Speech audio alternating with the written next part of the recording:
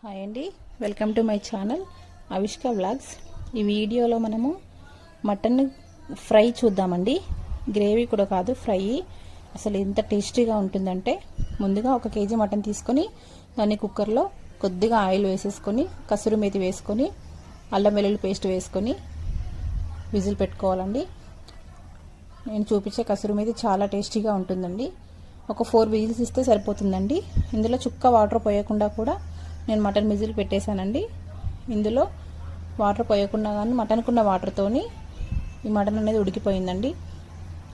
చాలా బాగా ఉడికింది మటన్. ఒక 5 మినిట్స్ అట్లా మనము ఇందులో వేసే కారం పొడి వేసుకొని ఫ్రై చేసుకుంటే మటన్ కర్రీ రెడీ అయిపోతుంది. ఇప్పుడు నేను ఒక ప్యాన్ పెట్టుకొని అందులో ఆయిల్ వేసుకొని